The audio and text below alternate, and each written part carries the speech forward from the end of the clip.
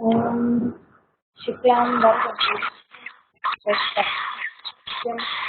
तन्नवदनं ध्यायेत् सर्वविघ्नोपशान्तये। सरस्वती नमस्तुभ्यं वरदे कामरूपिणि। विद्यारम्भं करिष्यामि सिद्धिर्भवतु मे सदा। गुरुर्ब्रह्मा गुरुर्विष्णुः गुरुर्देवो महेश्वरः गुरुसाक्षात् परब्रह्म तस्मै श्रीगुरवे नमः। सदाशिवसमारम्भां शङ्कराचार्यमध्यमाम् अस्मदाचार्यपर्यन्तां वन्दे गुरुपरम्पराम्।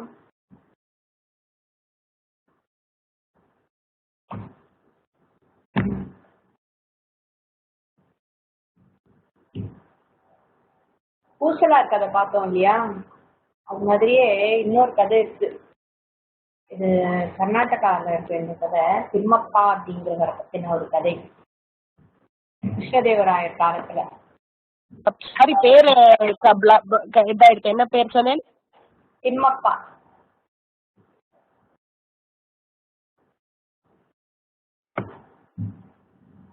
ஸோ கிருஷ்ணதேவராயருடைய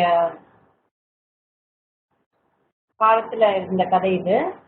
வீரப்பா அண்ட் பிச்சம்மா அப்படிங்கிற ஒரு தம்பதிக்கு பிறந்த குழந்தை. அவ ரெண்டு பேரும் ரொம்ப சிறந்த பெருமாள் பக்தர்களா இருக்கா. வெங்கடேஸ்வர பெருமாளை ரொம்ப தியானம் பண்ற ரொம்ப பக்தியுடைய ஒரு கப்பல், ஒரு தம்பதி. அவளுக்கு ரொம்ப நாளா குழந்தை இல்லைன்னு சொல்லிட்டு ரொம்ப பிரார்த்தனை பண்றா, விடாம பிரார்த்தனை பண்றா ஒரு நல்ல குழந்தை வேணும்னு. ஒரு பெருமாளுடைய அனுகிரகத்தால ஒரு ஆண் குழந்தை பிறக்கிறது. அந்த குழந்தைக்கு திம்மப்பான்னு பேர் வைக்கிறா. திம்மப்பாவும் வளர்றான். அப்பா அவர் கிருஷ்ணதேவராயருடைய கோர்ட்ல சோல்ஜரா இருக்கிறதுனால இவனையும் அதே மாதிரி சேர்த்து விடுறாரு. அதனால அவருக்கு நிறைய ஒரு சோல்ஜரா இருக்கிறதுக்கு என்னென்ன ட்ரைனிங் வேணுமோ அந்த ட்ரைனிங் எல்லாம் கொடுத்து அவரு சேர்த்து விடுறாரு.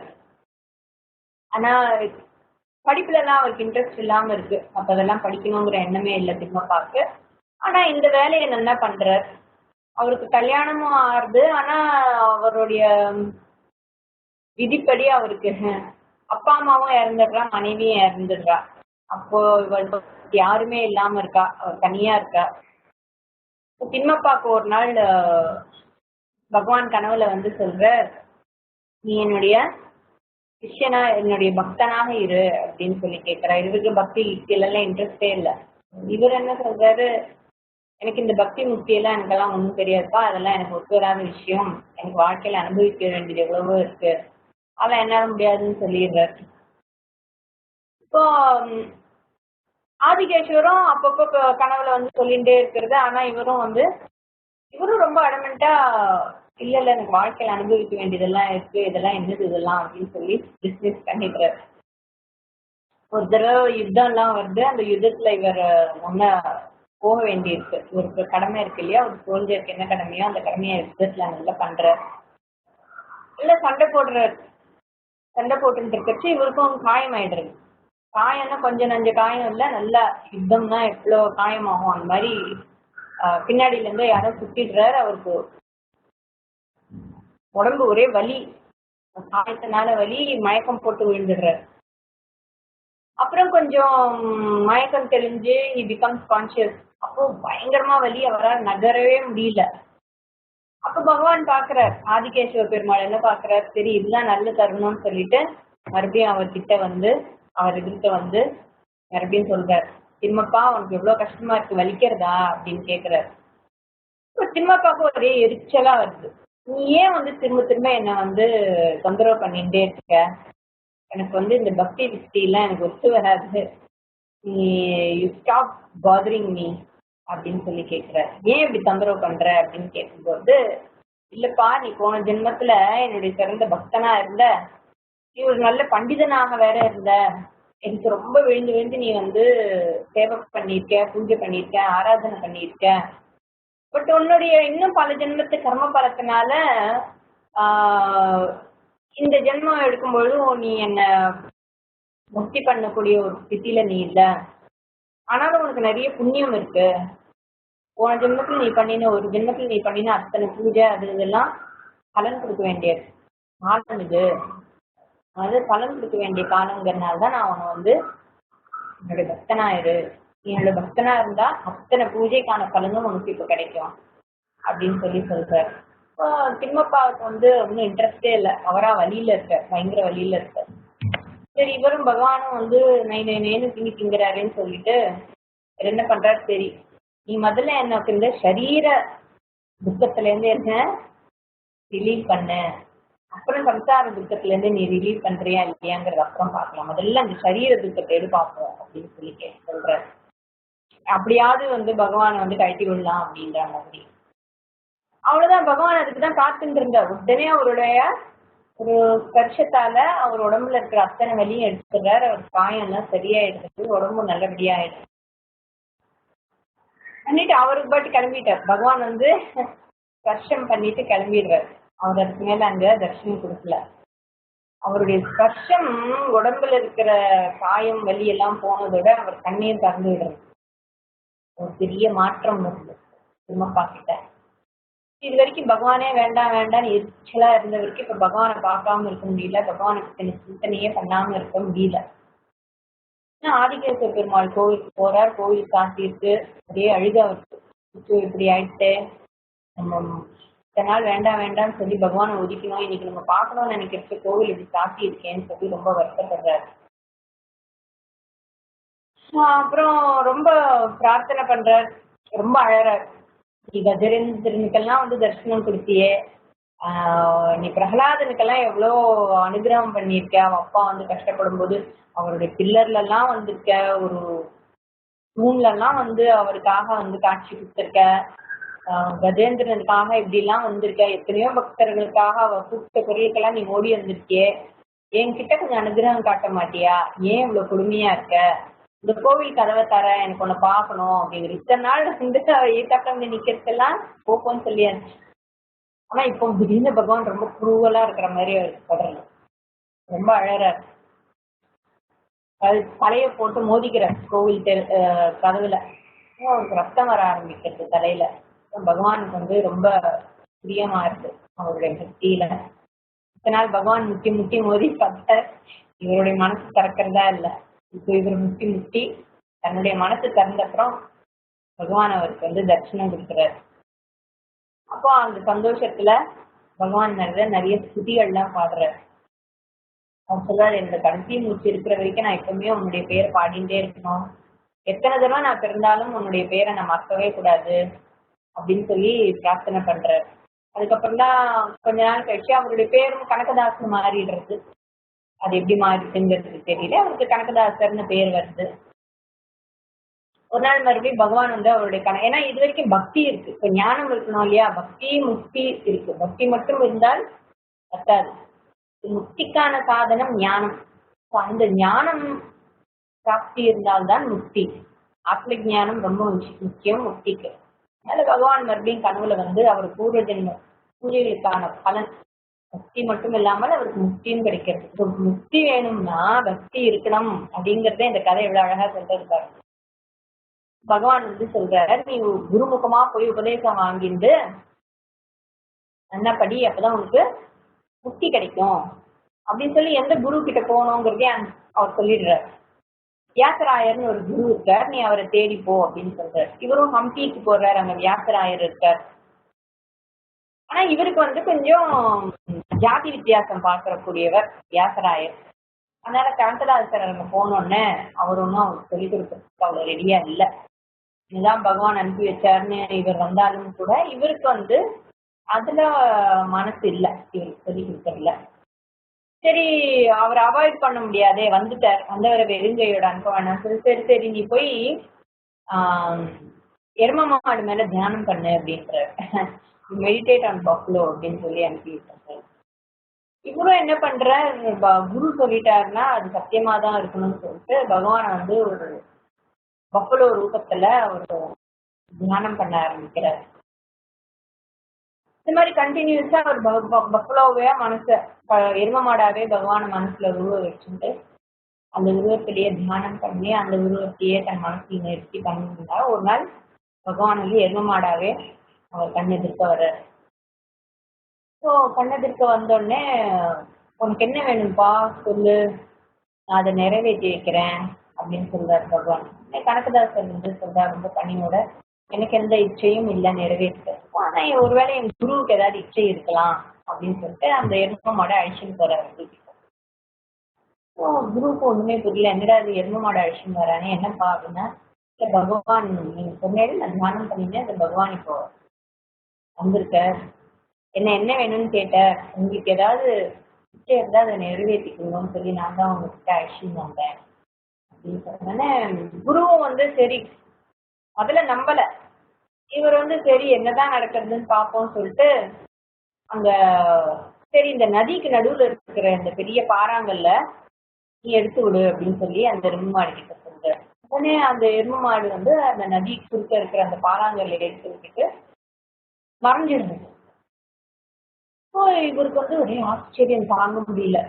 நிஜமாவே நம்ம சொன்னோம்னு இவன் இப்படி தியானம் பண்ணி பகவானும் அதே ரூபத்துல வந்துட்டாரே அப்படின்னு சொல்லி குருவுக்கு மனசு ரொம்ப நெகிழ்ந்து போயிடுது. என்னுடைய பக்தி புரிஞ்சிடுறது, அலட்சியம் போயிடுறது. அவருக்கு உபதேசம் எல்லாம் பண்றாரு, ஞானோபதேசம் தான் பண்றாரு. ஞானோபதேசம்னா என்ன, சாஸ்திரம் தான் சொல்லி பக்திக்கான வழியை பண்றாரு. இந்த மாதிரி குரு கிட்டயே இருக்கார். கனகதாசரும் குருவோட இருக்கார், படிச்சுட்டு இருக்கார். ஒரு நாள் வியாசராயர் பூஜை பண்ணிட்டு இருக்கார் பகவானுக்கு. ஒரு மானச பூஜை பண்ணிட்டு இருக்கார். இந்த மானச பூஜை பண்ணிட்டு இருக்கிறச்ச சுவாமிக்கு அலங்காரம் பண்ணி எல்லாம் பண்றார். அப்ப மாலை போடணும். இவருக்கு மாலை போடணும் போது இவருடைய மனசுல ஒரு மாலை வந்து கொஞ்சம் சின்னதா அமைஞ்சிருக்கு. அந்த மாலையை போடணும்னு நினைக்கிறார். ஆனா அந்த கிரீடம் வந்து இடிக்கிற மாதிரி இருக்கு. இவர் பண்ணின மாலைக்கு அந்த கிரீடம், சுவாமியோடைய கிரீடம் இடிக்கிற மாதிரி இருக்கு. அப்ப கனகதாசர் அந்த பக்கமா வர வந்துட்டு, குருவே எதுக்கு நீங்க இப்போ வந்து கிரீடத்தை எடுக்கிறத பத்தி யோசிக்கிறேன், நீங்க அந்த மாலையை பகவானுடைய பாதத்துல போட்டுடலாமே அப்படின்னு சொன்னோடனே இவருக்கு இன்னும் ரொம்ப ஆச்சரியமாயிடுறது குருவுக்கு. அப்புறம் தன்னுடைய பக்தனுடைய பெருமையை நினைச்சு குரு ரொம்ப சந்தோஷப்படுறார். அவருக்கு வேண்டிய உபதேசம் எல்லாம் முடிஞ்சோன்னா கனகதாசர் அங்கிருந்து கிளம்பி கேத்திராடனம் போறார். பல கோயில்களுக்கெல்லாம் போறார். இந்த மாதிரி போகும்போது ஒரு நாள் உடுப்பிக்கும் போறார். உடுப்பியில கிருஷ்ணருடைய தரிசனத்துக்காக அவர் கோயிலுக்குள்ள போகும்போது அந்த கோவில்ல இருக்கிற ட்ரஸ்டீஸ் எல்லாம் அவர் உள்ள வரக்கூடாது, நீ வந்து இந்த கோவிலுக்குள்ள வர்றதுக்கு உனக்கு அருகதை இல்லை அப்படின்னு சொல்லி அவர் நிறுத்திடுறார். இவர் ரொம்ப கெஞ்சி கெஞ்சி கெஞ்சி கேட்டு பார்க்கிறார், அழறார், காலில் விழறார். என்னமோ எவ்வளவோ கெஞ்சினாலும் கூட அவன் காதுலயும் அது ஏறல, மனசுலயும் அது படல, மனசு உருகவும் இல்லை. அவர் அழ அழ இவாள்லாம் வந்து ஏதோ பாறாங்கல் ஆன ஹிருதயம் மாதிரி அவளாட்டு இருக்கா. அவனுக்கு இன்னும் லட்சியமே இல்லை இவர் அழறானேங்கிறத பத்தி. கனகதாசருக்கு ரொம்ப மனசுக்கு ரொம்ப வேதனையா இருக்கு. இவ்வளவு தூரம் வந்துட்டு கிருஷ்ணரை பார்க்காம போறோமே அப்படின்னு சொல்லிட்டு கோவில் பின்னாடி போய் நின்று அழறார். பகவான் மனசு இறங்கி கனகதாசருக்காக அந்த பக்கமா திரும்பி ஜன்னல் வழியாக அவருக்கு தரிசனம் கொடுக்கிறார். இன்னைக்கும் கனகதாசர் ஜன்னல் வழியா பார்த்ததால அதுக்கு கனகன கிண்டி, கிண்டி மீன்ஸ் விண்டோ, அந்த விண்டோ வழியா தான் கிருஷ்ணரை பார்க்கலாம் அப்படிங்கிற மாதிரி ஒரு கதை இருக்கு. கனகதாசர் ரொம்ப வருஷம் வாழறார், நிறைய கீர்த்தனைகள்லாம் பண்ணியிருக்கார் சுவாமி மேல. கோயில்களும் கட்டினதாக இருக்கு, எனக்கு தெரியல அதை பத்தி.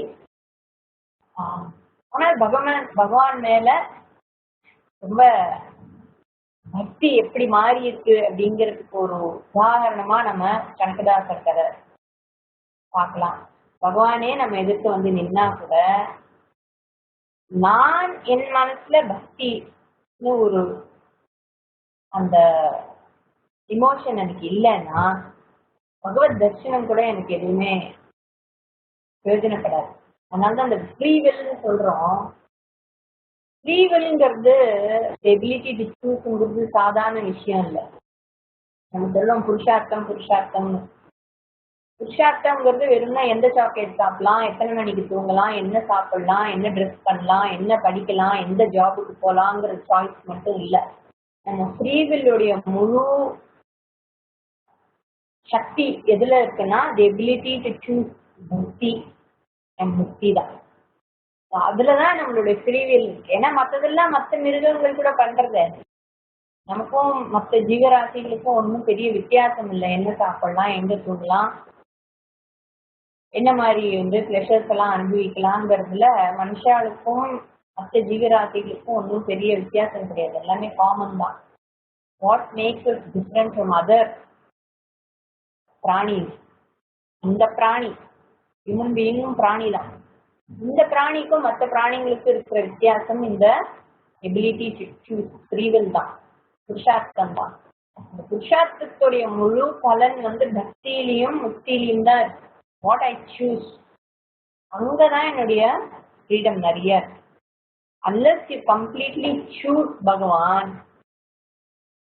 ஈவன் இஃப் பகவான் கண் எதிர்க்க நின்னாலும் கூட அது எனக்கு பெரிய விஷயமா படவே படாது. அது எனக்கு அனுகிரகம் கூட பண்ணாது. அந்த அனுகிரகம், பகவானுடைய அனுகிரகம் எப்பவுமே இருக்கு. அவரும் அனுகிரகம் பண்ணிட்டு தான் இருக்காரு. இவருன்னு வாங்கிக்கிறதாவே இல்லையே. அதனால பகவான் கிரேஸ்ங்கிறது எப்பவுமே இருக்கிற விஷயம்தான். நான் அதை ரிசீவ் பண்றதுக்கு ரெடியா இருக்கும்பொழுதுதான் அதுக்கு அந்த முழு பலன் கொடுக்கறதே தவிர இல்லாட்டி அது எனக்கு பலன் கொடுக்காது. நல்ல அழகான ஒரு விக்கிரகம் கண் எதிர்க்க நல்ல விஷயங்கள் இருக்க நான் கண்ணை மூடின்னு இருந்தேன்னா என்ன பண்ண முடியும்? இல்லைன்னு சொல்ல முடியாது. இருக்கிறத நான் பார்க்க மறுக்கிறேன். என் கண்கள் திறந்தால்தான் என்னால அதை ரசிக்க முடியும், அனுபவிக்க முடியும். பார்க்கணுங்கிற எண்ணமும் இருக்கணும் சேர்ந்து. பகவானுடைய தர்ஷனம் கிடைக்கிறதுனால ஒருத்தர் பெரிய ஆள் ஆகிட முடியாதுங்கிறது கனகதாசருடைய கதையில நம்ம பார்க்கிறோம். ஜஸ்ட் ஹேவிங் தர்ஷன் ஆஃப் பகவான் will not make you a devotee.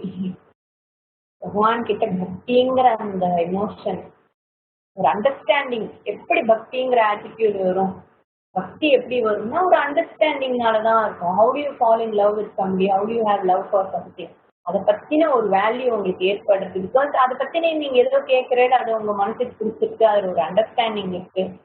You have great understanding, great friends அப்படின்னு சொல்றோம்ல. ஏன்னா அந்த அண்டர்ஸ்டாண்டிங், ஒரு அண்டர்ஸ்டாண்டிங்னால வர்றதுதான் ஒரு ரிலேஷன்ஷிப்.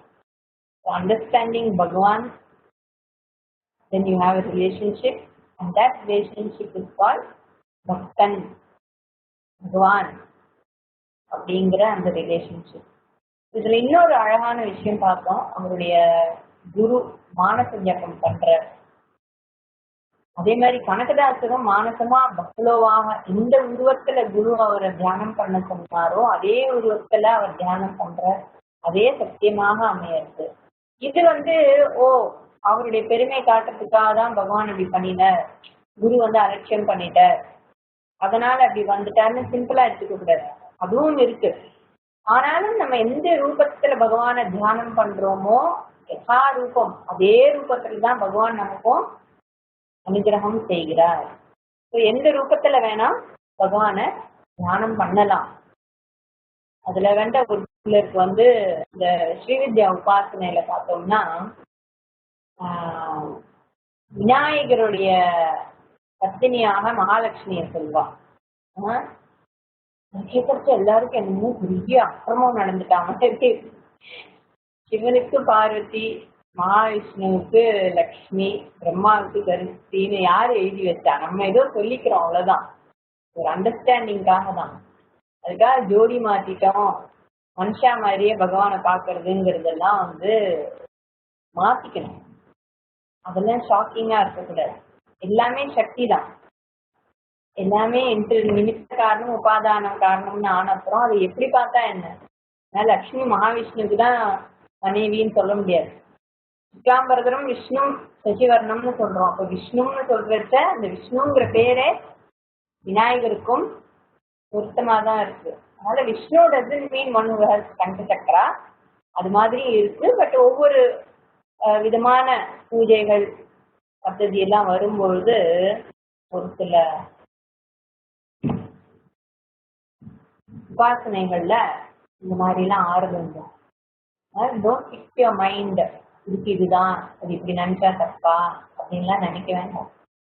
உங்களுக்கு பிடிச்ச உருவம் எதுவாக இருந்தாலும் நீங்க தியானம் பண்ணலாம்.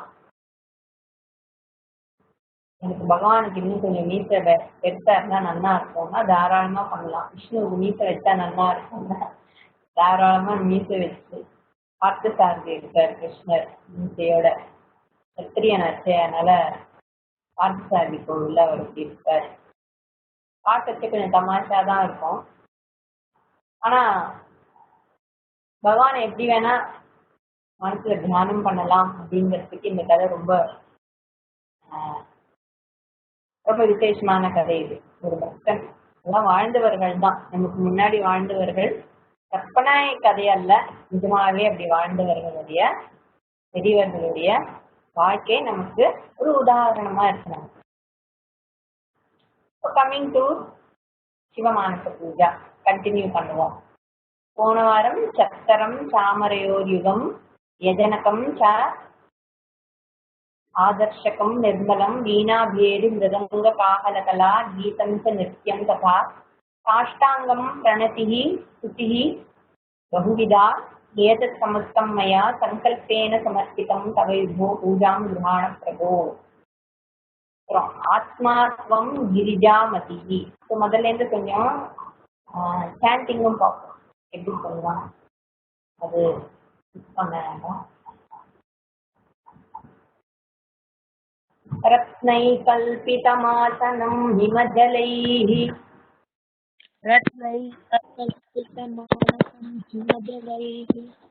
स्नानं च दिव्याम्बरम्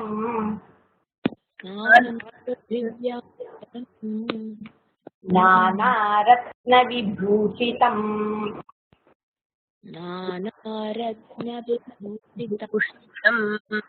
मृगमदामोदाङ्गितं चन्दनम्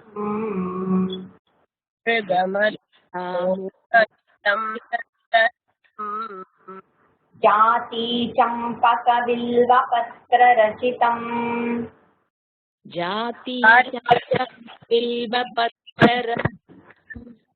पुष्पञ्च धूपं तथा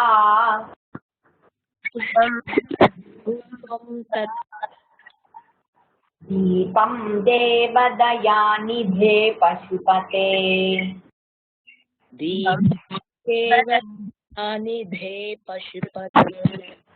हृत्कल्पितं गृह्यताम्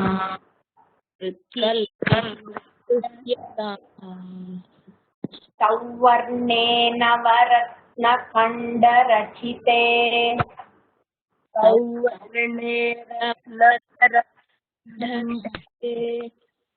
पात्रे घृतं पायसम्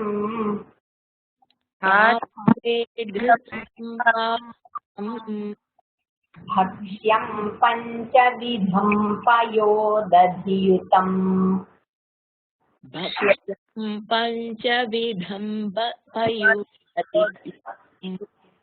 रम्भाफलं पानकम्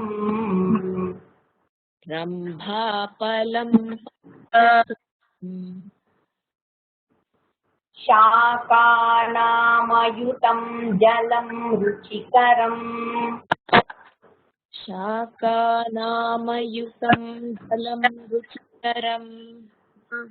कर्पूरखण्डोज्ज्वलम्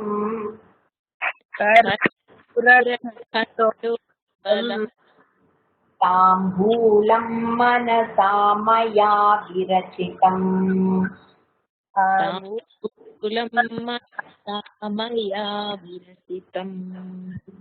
भक्त्या प्रभो स्वीकुरु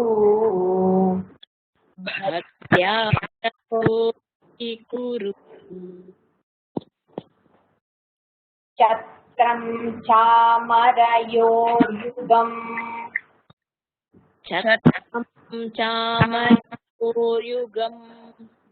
यजनकं चादर्शकं निर्मलम्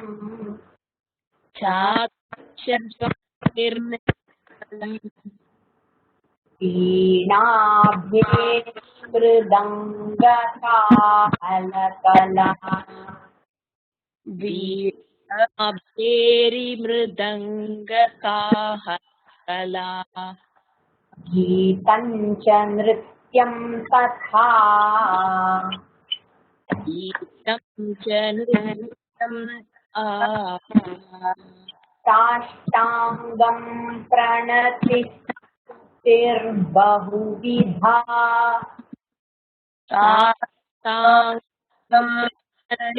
स्तुतिर्बहुविधा பிரணத்திஹி இருக்கு, அங்க இஸ் எக்ஸ்ட்ரா சொல்லணும். பிரணத்தி ஸ்துதிர்பகுவிதா प्रणतिस्तुतिर्बहुविधा ஏதத் சமஸ்தம் மயா.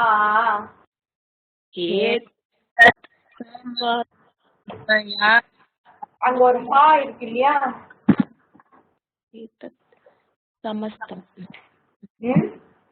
एतत् समस्तं ஹே ஆவும் ஏவும் சேர்ந்து ஹே வரும்.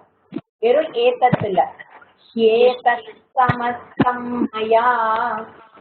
एतत् समस्तं मया சங்கல்பேன சமர்ப்பிதம் தவ விபோ.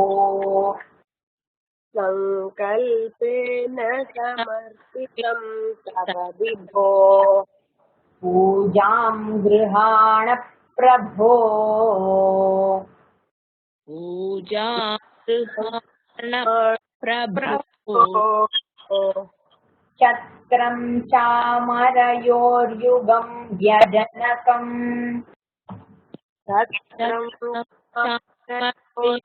युगं व्यजनकम् चादर्शकं निर्मलम्. निर्मलम् वीणाभेरिमृदङ्गकाहलकला वीणाभेरिमृदङ्गकाहलला गीतं च नृत्यं तथा गीतं च नृत्यं साष्टाङ्गं प्रणतिस्तुतिर्बहुविधा स्तुतिर्बहुविधा ह्येतत् समस्तं मया. ह्येतत् समस्तं मया सङ्कल्पेन समर्पितं तव विभो. सङ्कल्पेन समर्पितं तव विभो पूजां गृहाण प्रभो. पूजां गृहाण प्रभो आत्मा त्वं गिरिजामतिः. आत्मा त्वं गिरिजामतिः सहचराः सहचराः சேர்த்து சொல்லும்போது மதி சஹச்சரான்னு வரும். ஓகே, ஆத்மா த்வம் गिरिजामति सहचराः. आत्मा त्वं गिरिजामति सहचराः प्राणाशरीरं गृहम्. प्राणाशरीरं गृहम् प्राणाशरीरम् அங்க ஈஸ்வரம். प्राणाशरीरं गृहम्. प्राणाशरीरं गृहम् पूजा ते विषयोपभोगरचना. पूजा ते विषयोपयोगरचना पूजा ते विषयोपभोगरचना. पूजा ते विषयोपभोगरचना निद्रा समाधिस्थितिः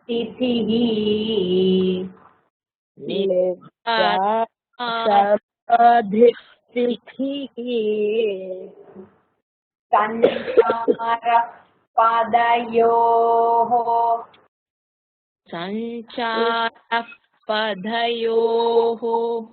இந்த சஞ்சாரः அப்புறம் இஃப் संचारः पदयोः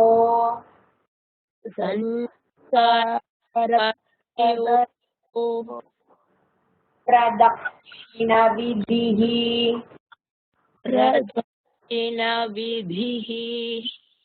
स्तोत्राणि सर्वा गिरः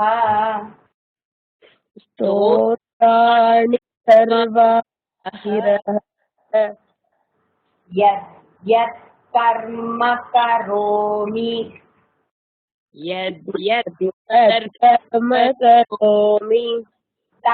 तत्तदखिलम् शम्भो तवाराधनम्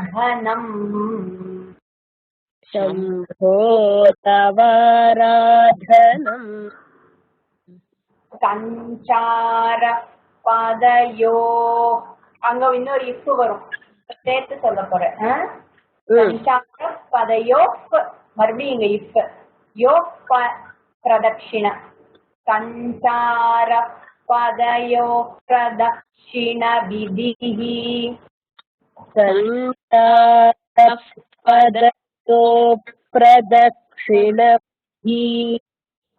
स्तोत्राणि सर्वा गिरः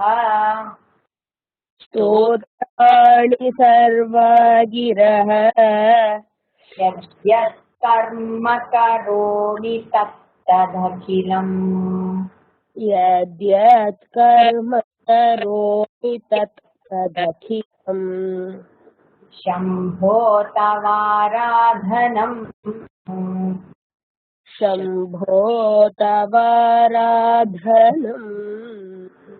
ஆத்மாத்வம் போன வாரம் பார்த்தோம். ஜீவாத்மா பரமாத்மா. இந்த ஆத்மா நானும் நீயும் வேற இல்ல, தத்துவமசி அப்படின்னு நமக்கு உபனிஷத்துல சொல்லப்பட்டிருக்க அந்த சத்தியத்தை இங்க சொல்றது. ஆத்மாத்வம். கிரிஜா மதிஹி என்னுடைய மதி புத்தி வந்து பார்வதி. இது பக்தியாக பார்க்கும்போது நான் வேற யாரும் இல்லை, நீதான். நான் என்ன நான் நினைச்சுட்டு இருக்கேனே, நான் ஆத்மா யூ, என்னுடைய புத்தி பார்வதி. சகச்சராக பிராணாக சரீரம் கிரகம், இந்த பஞ்ச பிராணனும் இருக்கின்ற இந்த கிரகம் என்னுடைய இந்த தேகம். விஷயோக போக ரச்சனா நித்ரா சமாதி. விஷயங்கள், பல விஷயங்களை வந்து நான் இந்த சரீரம் மூலமாக அனுபவிச்சிருக்கேன். இது எல்லாமே விதவிதமான அனுபவங்களை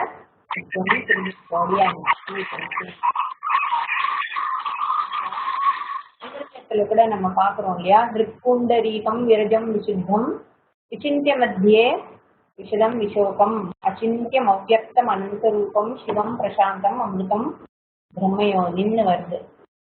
அந்த மாதிரி அந்த பகவான நான் ஹிருதயத்துல வச்சு நான் என் ஹிருதயத்துல வச்சு ஆராதிக்கிறேன் அப்படிங்கிற அந்த அர்த்தத்துலதான் இது வந்திருக்கு. நித்ரா சமாதி ஸ்திதி. என்னுடைய நித்ரா, என்னுடைய தூக்கம் வந்து நான் செய்கின்ற சமாதி. என்னுடைய சமாதிங்கிறது என்ன?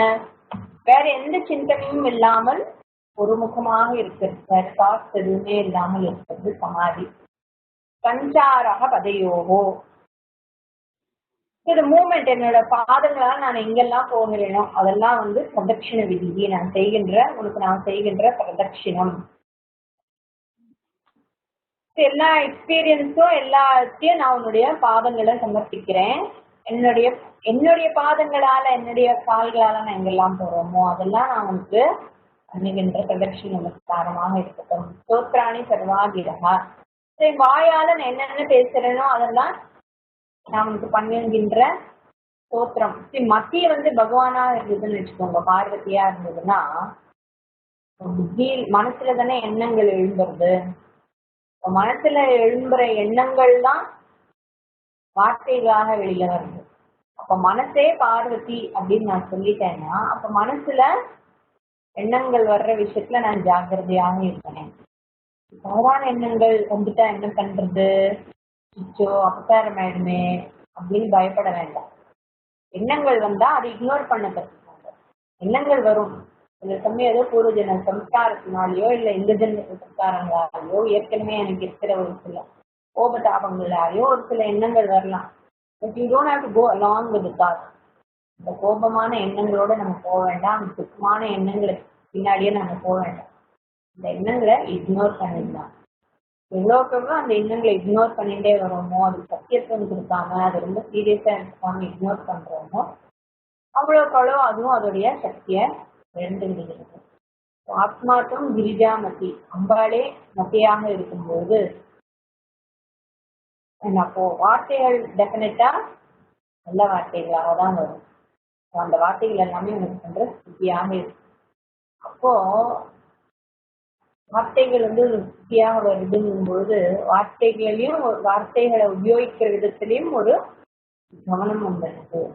ஓ, இந்த வாக்கு சுத்தி வரும், இந்த மாதிரி பேசக்கூடாது, இந்த மாதிரி வார்த்தைகள் யூஸ் பண்ணக்கூடாது அப்படிங்கிற ஒரு அலர்ட்னஸ். ஏன்னா அது எல்லாமே நான் பகவானுக்கு ஸ்தோத்திரமாக சொல்றேன்னா, அறிவிட்டவளை கேள்விட்டவளை அப்படி இப்படி போ நாசுமா போலாம் வாயில வராது.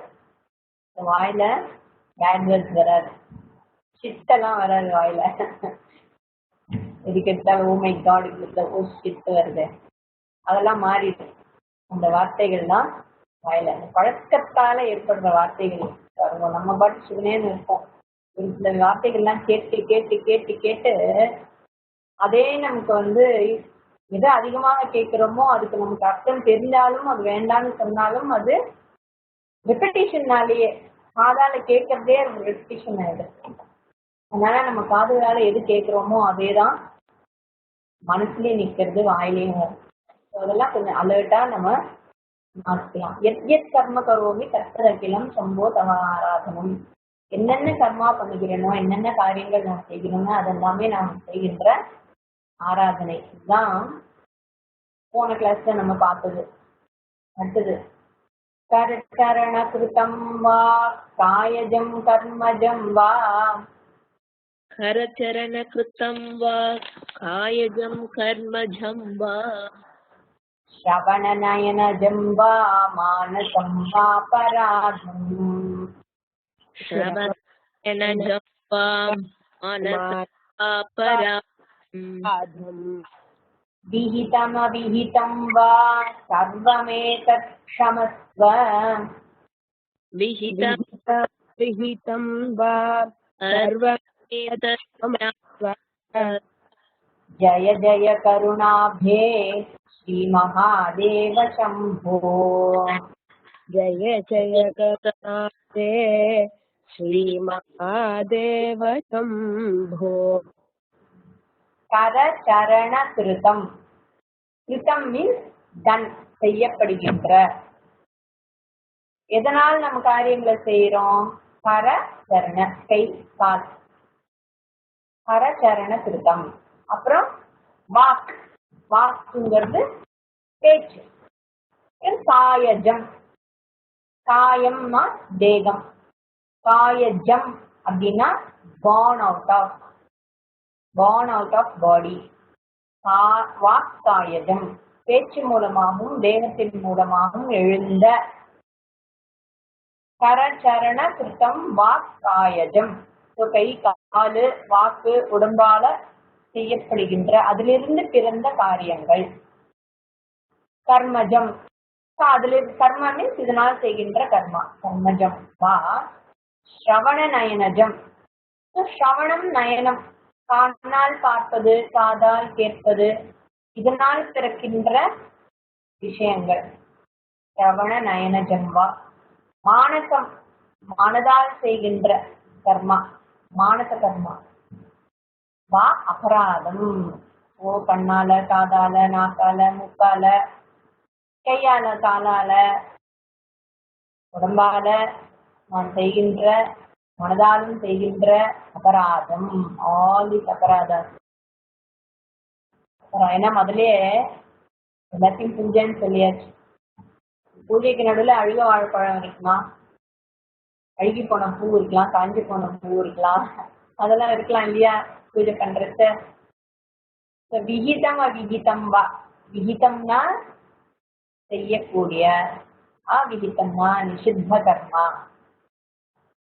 நிஷித்தமான கர்மாக்கள். விகிதம் செய்ய வேண்டியது, செய்ய வேண்டிய செய்யக்கூடாத. விகிதம் அவிகிதம் வா சர்வமேதத் க்ஷமஸ்வ, இது எல்லாத்தையுமே நீ என்னை மன்னிப்பாயாக. ஜெய ஜெய கருணாப்தே, சொல்லும் போதே கருணாப்தேன்னு சொல்லிட்டோம். கருணை கடலே, அவர் பேரையே மாத்திட்டோம்னு வச்சுக்கோங்க. ஓ நீ கருணை உடையவன் அப்படின்னு மாத்திட்டோம்னா அவரை இன்வோக் பண்ணிடுறோம். கருணை உள்ளவராக. கோச்சிடாதீங்கோ, என்கிட்ட முத்ரன் ஆயிடாதீங்கோ, சாந்தமா இருந்தோ. சிவனுக்கு 2 ரூபம் பார்த்தோம், கோர ரூபம் அகோர ரூபம். எங்க பார்த்தோம்? கோர ரூபம் அகோர ரூபம். கோர ரூபம்ங்கிறது நம்ம கர்ம பலாவை கொடுக்கும்பொழுது கோபமாக இருப்பவராக தெரிகிறார். இதே சாந்தமாக இருக்கும் பொழுது, மங்களகரமாக இருக்கும்போது அகோரமாக இருக்கிறார். மகாதேவ சம்போ, மங்களத்தை கொடுப்பவனாக நீ இரு, என்னை மன்னிச்சு ஏத்துக்கோ அப்படின்னு சொல்றோம். இது விகிதம் அவிகிதம், செய்ய வேண்டிய செய்யக்கூடாத கர்மாவை மன்னிச்சு போனா, அது என்ன செய்ய வேண்டிய கர்மாவை எப்படி மன்னிக்கணும் அப்படின்னா, விகிதமான கர்மாவை நான் செய்யாமல் இருக்கும் பொழுது அப்படின்னு ஒரு மீனிங். இது செய்யப்பட வேண்டியது, ஆனால் நான் அதை செய்யாமல் விட்டுவிட்டேன். இல்லைன்னா செய்யக்கூடாததை நான் செய்கிறேன், செய்ய வேண்டியதை செய்யாமல் விட்டேன். என்ன மீனிங்ல வேணா இத சிங்கிள் வேர்டாவும் எடுத்துக்கலாம், சேர்த்தும் எடுத்துக்கலாம். அந்த மாதிரி நல்ல விஷயங்களை செஞ்சுட்டு இருந்தேன், இப்ப விட்டுட்டேன். தவறான விஷயங்களை நான் செய்து விட்டேன். Omissions and commission. கீதம் அபீதம் வா சர்வமேதத் க்ஷமஸ்வ, ப்ளீஸ் ஃபர்கிவ் மீ, என்ன மன்னிச்சுடு. ஜெய ஜெய கருணாப்தே, ஹே மகாதேவ சம்போ. ஒரு தடவை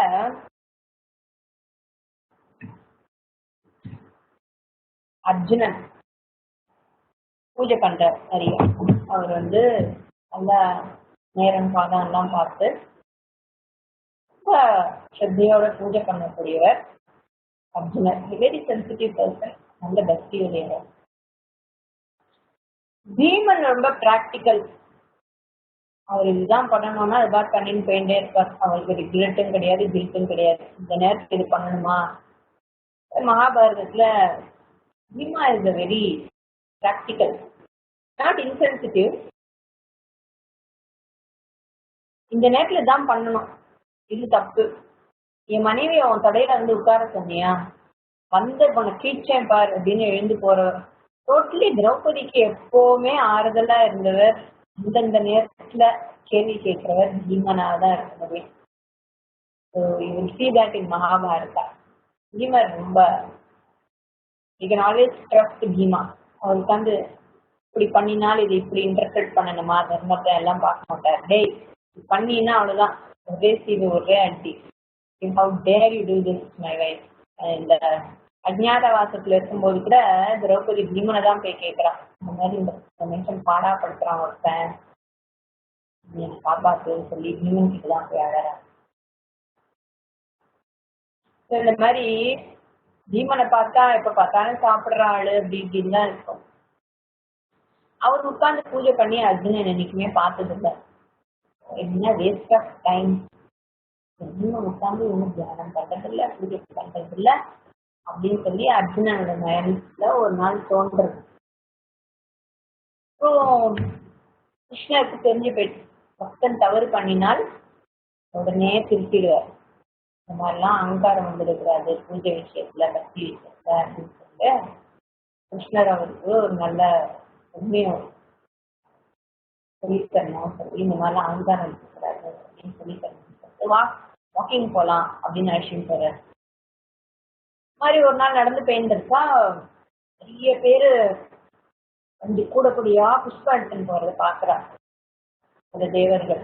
தேவர்கள் மீன்ஸ் டோன்ட் திங்க் இந்திராதி தேவர்கள். தேவர்களுக்கு சில வேலையாட்கள்லாம் இருக்கா இல்லையா, அதனால சொர்க்கலோகத்துக்கு போனா நம்ம இந்திரனாவோ சந்திரனாவோ அஸ்வினி குமாராவோ இருக்க மாட்டோம். அவன் சொல்ற வேலையை செய்ய வேலைக்காரனா கூட இருப்போம். நம்ம பார்த்தோமே, திலோத்தமா போய் ஆடி டிஸ்ட்ராக்ட் பண்ணிட்டு வா, ஊர்வசி போ அங்க போய் ஆடிட்டு டிஸ்ட்ராக்ட் பண்ணிட்டு வா, ஏதோ சிவனேன்னு அங்க உட்கார்ந்து இருந்திருந்தோம்னு கிடையாது. இந்திரன் ஆடணும், போய் அவன் ஜபத்தை கலை தவத்தை கலைன்னா போகணும், இப்படி சாபம்னா அதையும் வாங்கி அனுபவிக்கணும். இதெல்லாம் இருக்கு சொர்க்கலோகத்துக்கு போனாலும் தாரதமியங்கள் இருக்கு. இந்த மாதிரி தேவலோகத்து அட்டெண்டன்ஸ் ஓகே நிறைய பேர் இருக்கா. அதெல்லாம் நிறைய புஷ்பம் எடுத்துட்டு போறா. ரொம்ப அழகழகான வாசனையான பூவெல்லாம் இருக்கு. அர்ஜுன் யூஸ் பண்ணி ஆசையா இருக்குது. இந்த பூவெல்லாம் கிடைச்சுன்னா நம்ம பூஜைக்கு யூஸ் பண்ணலாமே அப்படின்னு நினைக்கிறேன். நினைச்சு போய் கேட்கிறேன், இந்த பூவெல்லாம் எங்கப்பா எடுத்து போற என்ன ஏதுன்னு கேட்கறேன். இல்ல இதெல்லாம் ஆல்ரெடி ஆஃபர்ட் ஃப்ளவர், இன்னும் பேச கூட டைம் இல்லை, கூடயா எடுத்துன்னு போறான், நிறைய எடுத்துன்னு போறான். என்னடா அது இவ்வளோ ஆஃபர்ட் ஃப்ளவர்ஸ் யாரு கொடுக்குறா, எங்கேருந்து இவ்வளோ புஷ்பங்கள்லாம் கிடைக்கிறது, யார் இப்படி எல்லாம் பூஜை பண்ணிட்டு இருக்கா அப்படின்னு அர்ஜுனனுக்கு ஆச்சரியமா இருக்கு. இவாடா யாரும் என்ன பதில் சொல்றதுக்கு நேரம் இல்லை, எப்படியோ கஷ்டப்பிடிச்சு ஒரு ஆளை பிடிச்சி யாரு இவ்வளவு பூஜை பண்றவர் யாரு, என்ன பீமன் தான் அப்படின்னு சொல்லிட்டு போறான். பீமன் எவ்வளவு பூஜை பண்றான்னா, பார்த்தாலும் அவன் ஏதோ ஒரு வேலையாவே இருக்கான். அவன் உட்காந்து ஒரு நிமிஷம் நான் பார்த்தது கிடையாது. எப்படி இவன் எங்கேருந்து இவன் இந்த மாதிரி பூஜை பண்றான், எந்த டைம்ல பண்றான், யாருக்கு பண்றான், இப்படிலாம் யோசிச்சுட்டு கிருஷ்ணரை கேட்கிறான் அர்ஜுனன். பீமன் இன்னைக்கு உட்காந்து பூஜை பண்ணி நான் பார்த்தது இல்லையே, என்ன கிருஷ்ணா என்ன அப்படின்னு கேட்கும்போது கிருஷ்ணர் சொல்றார், பீமன் என்னுடைய சிறந்த பக்தன் அவனும், ஆனா அவன் உட்காந்து பூஜை பண்ணி நான் பார்த்ததே இல்லையே அப்படின்னு சொல்லும்போது, அவன் உட்காந்து பூஜை பண்றதுன்னு கிடையாது, அவன் செய்யற எல்லா காரியமே அவன் எனக்கு தான் ஆஃபர் பண்ணிட்டு இருக்கான். அதனால எல்லாமே இத்தனை புஷ்பமா அது மாறி எனக்கு தான் அது வந்துருக்கு அப்படின்னு சொல்லுவார். இதுதான் அர்ஜுனனுக்கு அவனுடைய கர்வம். யாரையும் எடை போடக்கூடாது, பாட்டி எடை போடக்கூடாது அப்படின்னு புரிஞ்சுக்கிறார். ஒரு சந்தர்ப்பம் பகவான் கொடுக்குறார் அர்ஜுனன். இதான் அர்ஜுனனுக்கு கர்வம் இருக்கு அப்படின்லாம் சீரியஸா எடுத்துக்கிறார். சாதாரணமா மக்களுக்கு ஒரு தோணக்கூடிய ஒரு எண்ணம், Arjuna is always representing everybody, அதனால அதை ஞாபகம் வச்சுக்கணும். அந்த மாதிரி எத் எத் கர்ம கரோமி தத்ததகிலம் சம்போ தவ ஆராதனம் அப்படின்னு சொல்லும்போது அது எவ்வளோ ஒரு சீரியஸான விஷயம். எத் எத் கர்மான் போது பார்க்கிற விதம், என்ன காதல கேட்கிறோம், என்ன நாக்கால பேசுறோம், என்ன சாப்பிடுறோம், யாருக்கு என்ன உபகாரம் பண்றோம், யாருக்கிட்ட எப்படி நடந்துக்கிறோம். விகிதம் அவிகிதம்ல மானசம் அபராதமும் இருக்கு. மனசால நம்ம யாருக்கு கெடுதல் நினைக்கிறோமா, மனசால நல்லது பண்றோமா, எல்லாமே ஒரு அலர்ட்னஸ் வந்துடும். எப்ப மானச பூஜையை நம்ம ஏற்றுக்கிறோமோ அப்போ எல்லா விதத்திலையும் ஒரு அலர்ட்னஸ் வர வேண்டியது ரொம்ப அவசியமாயிடுச்சு. அதுதான் மானச பூஜையில இருக்கிற ஒரு ரொம்ப விசேஷம். சிக்கல் பூஜையில கண்ணு அந்த பக்கம் போகும், காது இந்த பக்கம் போகும், எல்லாமே போகும். அது ஒரு நேரத்துக்கு மானச பூஜைன்னு உட்கார்ற கொஞ்ச நேரம்.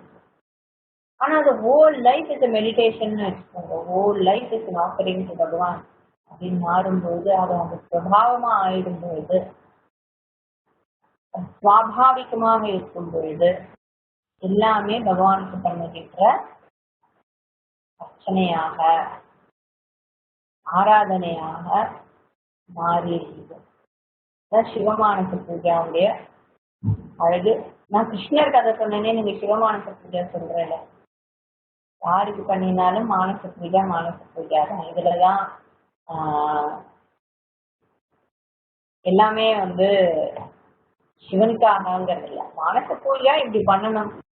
கிருஷ்ணருக்கு ரத்னைகள் கிட்ட மாசனம் கொடுக்க கூடாதா, உமஜலைகி ஸ்நானம் இருக்கிறாரு, அவருக்கு வெண்ணெய் கொடுங்கோ, பீதாம்பரம் கொடுங்கோ, மயில் பீலி வேங்கோ, அவருக்கு என்ன ஜாமுன் பிடிக்குமோ அது அந்த பழம் கொடுங்கோ, whatever you like, any Pooja.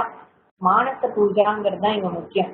சிவனுக்கா, கிருஷ்ணனுக்கா, முருகனுக்கா, விநாயகருக்காங்கிறது எந்த சுவாமி ஆனாலும் மானச பூஜையாக பண்ணும்பொழுது இப்படியாக ஒரு இடத்துல உட்கார்ந்து பண்ணணும். முதல்ல மானச பூஜை, அதுக்கப்புறம் ஒவ்வொரு கர்மாவும் சிவன் சுவாமிக்கு பண்ற ஒரு கர்மாவாக காத்தாலேருந்து சாயந்தரம் வரைக்கும் பண்றது. நித்ராவை கூட ஆஃபர் பண்ணிடுறோம் சமாதியாக, அதையும் விட்டு வைக்கல. கனவு வந்தா என்ன பண்றது? கனவு பண்ணும்போது நீங்களும் சுவாமி தான். எவ்வளோக்கு எவ்வளோ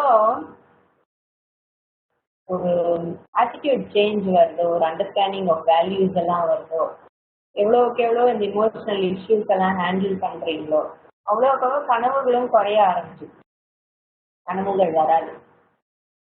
எவ்வளோக்கு எவ்வளோ மனசுல சாந்தம் இருக்கோ அவ்வளோக்கு அவ்வளோ கனவுகளும் நின்று போயிடும், கனவும் வராது. சில சமயம் கனவு மூலமாக நம்மளுடைய கர்மாவும் கழிஞ்சிடும் சொல்லுவாங்க. பரவாயில்லையே, நிறைய கனவு வந்து சீக்கிரம் கர்மா எல்லாம் கழிச்சிருந்தாமே, அங்கேயே தண்ணியில மூழ்கி அங்கேயே சாப்பாட்டுக்கு வழி இல்லாம போய் அங்கேயே 4 பேர்கிட்ட திட்டு வாங்கிட்டு இருந்தா ஒரு செகண்ட்ல முடிஞ்சிடும். கண்ணு முடிச்சுன்னா ஆஹா கனவுதான், முடிஞ்சிட்டு இருக்கலாமே அப்படின்லாம் ரொம்ப ஆசைப்படக்கூடாது. அதுவும் கர்ம பலன் தான். அதுக்கு எப்போ நடக்கணும்னு வச்சா அதுவும் அப்பதான் நடக்கும். நல்லா இருக்கே, இன்னிலிருந்து கனவு கண்டா பகவானே எல்லாத்தையும் கனவுலயே முடிச்சுட்டு இன்னைக்கு ஒரு நாள் நான் தூங்குறேன், இன்னைக்கு ஒரு நாள் ஃபுல்லா எல்லா கனவையும் முடிச்சு எல்லா கர்மாவையும் முடிச்சுட்டு கேளுங்க என்னக்கும் அவர்கிட்ட கேட்கறதுல என்ன இருக்கு. கனவுலயே முடிச்சிருப்பா, நினைவுல எதுவும் வேண்டாம்னு சொல்லி கேட்கலாம். இது வரைக்கும் யாரும் கேட்டதில்லை, எனக்கே இப்பதான் ஐடியா வருது. கேட்டு பாருங்க. பக்தர்களுக்கு பகவான் சீக்கிரமா கஷ்டத்தை கொடுத்து முடிச்சிருவார் அப்படிங்கிறது எல்லாருமே சொல்றது ஒரு விஷயம்தான். அது ரொம்ப அப்படியே கண்டென்ஸ்டு ஃபார்ம்ல கொடுத்துட வேண்டியது எல்லாத்தையும். டிகாக்ஷன் நல்லா திக்கா டிகாக்ஷன் போட்டு கொடுக்குற மாதிரி ஒரே லைஃப்ல எவ்வளவு கொடுக்க முடியுமோ இதுக்கு மேல இந்த மனுஷனால தாங்க முடியாது, பிழிஞ்சு எடுக்கிற மாதிரி துக்கத்தை கொடுக்கறது. நிறைய பக்தர்களுடைய கதையெல்லாம் பார்க்கிறோம். டைம் வந்தாச்சு அப்படிங்கும்போது அந்த கதை ஒண்ணு சொல்லுவாரு. ஒரு பாட்டி எதுவுமே இல்லாம இருக்கா, ஒரு மாடு மட்டும்தான் இருக்கு, அதையும் பகவான் அவள்கிட்ட பிடிங்கிடுறான். அது ஒண்ணுதான்ப்பா அவளுக்கு பந்தமா இருந்தது, அதையும் எடுத்துட்டா அவன் என்னை பத்திதான் நினைப்பா அப்படின்னு சொல்லி பகவான் அந்த பந்தத்தையும் போக்குறார். பந்தத்தை அறுக்கிறதுக்கு பகவான் சில சமயம் அவங்க எடுக்கிற ஸ்டெப்ஸ் எல்லாம் கொஞ்சம் பெயின்ஃபுல்லா இருக்கும், கஷ்டமா தான் இருக்கும். ஆனா அதுல இருந்து நம்ம வந்துட்டோம்னா அது புரிஞ்சுன்னு வச்சுக்கோங்களேன், அதுக்கப்புறம் அப்பாடா பகவானுக்கு நன்றி சொல்ற மாதிரி இருக்கு. இப்படியாக சிவமானச பூஜை இன்னைக்கு முடிச்சிருக்கோம். டெய்லி இதை ஒரு தடவை சொல்லி பாருங்க. இதோட ரெக்கார்டிங்கும் நாங்க நெட்ல போட்டுடுறேன். பைஹார்ட் சிவமானச பூஜை. அதுக்காக நீங்க சொற்சோபச்சார உட்கார்ந்து பண்றோம் பாருங்க, அது சாக்ரிஃபைஸ் பண்ணிடாதீங்க, அதை விட்டுடாதீங்க. அது ரொம்ப முக்கியம்.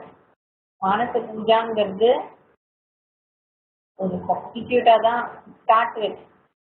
பட் நம்மளே உட்கார்ந்து மெனக்கெட்டு பிசிக்கல்லா சிரமம் எடுத்து பண்றதுக்கும் புண்ணியம் அதிகம். ஏன்னா அதுல எஃபர்ட் இருக்கு. நீங்க வேற ஏதோ எஃபர்ட்ல உங்களுடைய பாவம் கழியறதுக்கு பதிலா அந்த எஃபர்ட்டை நீங்க பூஜை பண்றதுக்குன்னு தேக சிரமம் எடுத்துட்டேன்னா அந்த சிரமம் குறையும், மற்ற சிரமங்கள் குறைஞ்சு அந்த சிரமம் இதுலயே வந்துருச்சுன்னா இது ஆனந்தமான சிரமம்.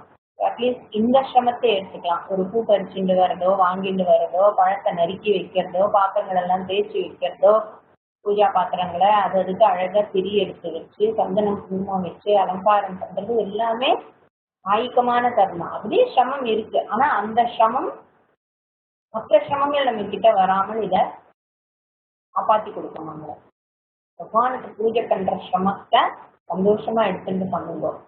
துக்கமான சிரமங்கள் குறையும். குறையும் இன்னும் குறையிற மாதிரி தெரியலையே அப்படின்னா இது பண்ணாம இருந்தா என்ன குறையாம பண்ணாம இருந்தா இன்னும் எவ்வளவு மோசமா இருந்திருக்குமோ நமக்கு தெரியாது. அதனால அன்னி பூஜை அன்னி புண்ணியம் கொடுக்கும். அந்தந்த புண்ணியம் எப்போ எதுக்கு எதை அடிச்சு தள்ளுறதுங்கிறது நமக்கு தெரியாது. இன்னைக்கு பண்ண பூஜா தான் இந்த பலனை கொடுத்ததுலாம் கிடையாது. நம்ம பார்த்தோமே கனகதாசரோட கதையில ஏதோ ஒரு ஜென்மத்துல பண்ணியிருக்காரு, அதோட பலன் அடுத்த ஜென்மத்துல வருது பாருங்க. எதுவுமே எந்த ஒரு கர்மாவும் வேஸ்ட் ஆகுது கிடையாது. நத்திங் கோஸ் வேஸ்ட். புலம்பல் இருக்கே ஸ்ரீ வித்யா அப்படின்னா புலம்புங்கோ, என்ன அவர்கிட்டயே போய் புலம்புங்கோ, பகவான்கிட்டயே தாராளமா திட்டுங்கோ, புலம்புங்கோ, அழுங்கோ. Nothing wrong in that. யாரும் பகவான் கிட்ட அழக்கூடாதுன்னு சொல்ல முடியாது. அவர்கிட்டதான் உரிமையா அழலாம், அவரை தான் உரிமையா திட்டலாம். கோபம் வந்தா தாராளமா பண்ணலாம், அவரே இல்லை. அங்கெல்லாம் ரூல்ஸ் அண்ட் ரெகுலேஷன்ஸ் எல்லாம் கிடையாது. மனுஷாக்கிட்டே வச்சுட்டு அப்புறம் பகவான் கிட்ட இருக்கு எவ்வளவு பயம். நல்லா ஃப்ரீயா இருக்கலாம் பகவான் கிட்ட. இப்பதான் அந்த ரிலேஷன்ஷிப் நம்ம கூடயே இருக்கிற மாதிரி அந்த ரிலேஷன்ஷிப்பை நீங்க ஸ்ட்ரென்தன் பண்ணிக்கலாம். அவர்கிட்ட பேச பேச பேச பேச நல்லா பேசுங்க. சுவாமி கிட்ட பேசி பாருங்க, நல்லா இருக்கும். ஓகே. ஓம் ஸ்ரீ குருஜ்யோ நமः. ஹரி ஓம்.